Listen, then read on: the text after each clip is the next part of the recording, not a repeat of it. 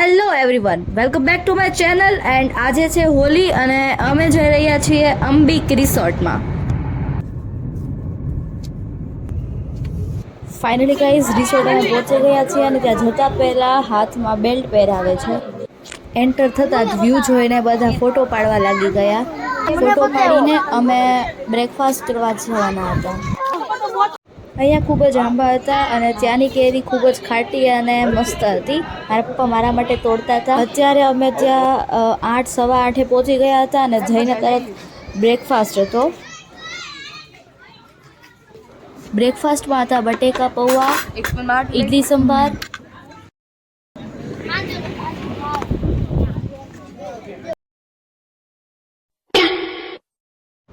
ચા અને કોફી લઈને અમે બ્રેકફાસ્ટ કરવા બેઠા. બ્રેકફાસ્ટ કરીને પુલ પાસે ગયા.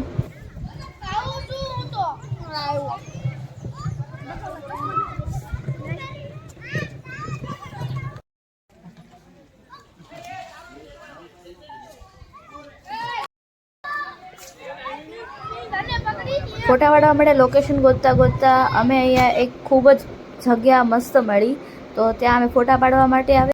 ફોટા પાડીને તરત જ અમારે હોળી રમવા માટે જવાનું હતું, કારણ કે હોળી સ્ટાર્ટ થવાની થોડોક જ સમય બાકી હતો.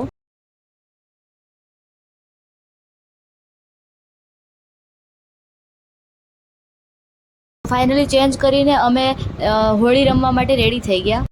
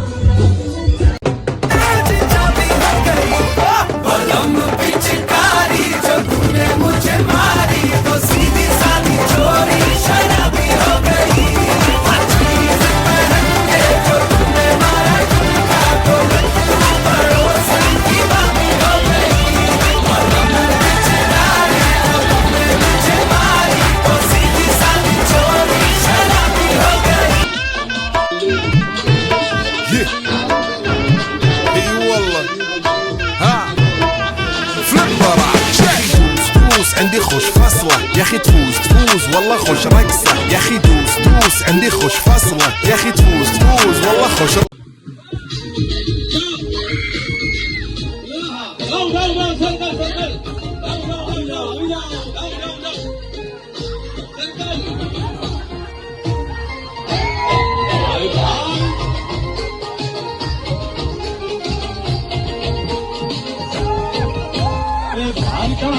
तुम्हारो राजा सोल छे मन मारा लगारी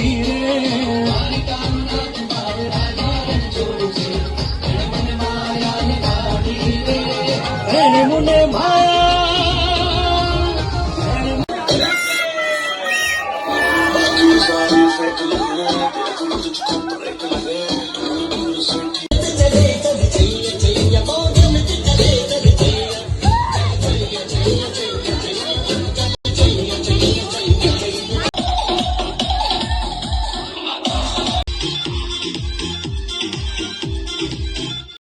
બહુ જ થાકી ગયા હતા હોળી રમીને. અને હોળી રમીને પછી અમે ગોળા ખાધા.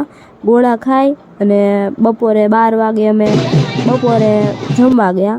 જમવામાં તો જામો પડી જાય એવું જમવા નહોતું. જમીને ફ્રેશ થઈ ગયા. ફ્રેશ કપડાં બદલીને નાહી ધોઈને રમવા ખૂબ જ રમ્યા.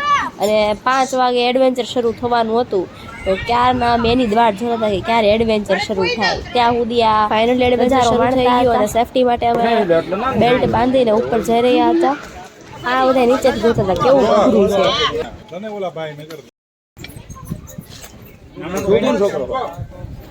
મારો બેલ્ટ બંધાઈ ગયો અને હું રેડી થઈ ગઈ. તો નીચેથી જોવામાં એવું લાગે, ઉપરથી જોતા તો અઘરું હતું. નીચે જોવું તો વીક લાગે. નીચે જો સી માય અંકલ.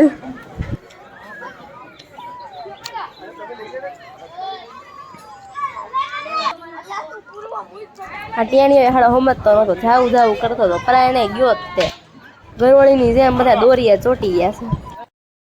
ઓય ઓય એલાઉટ નથી, 100 રૂપિયા દંડ છે.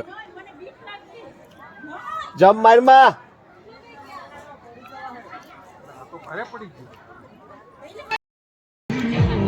આ ટોપી નથી લીધું સંતરા નીચે પડી 70 કિલો પોટલું ઉપર ચડી ગયું હતું. ચડાય તો ગયું, હવે ઉતરાય એમ હતું નહીં. એડવેન્ચર પૂરું થયું અને અમે સાંજે ડિનર કરીને અહીંયાથી નીકળી ગયા.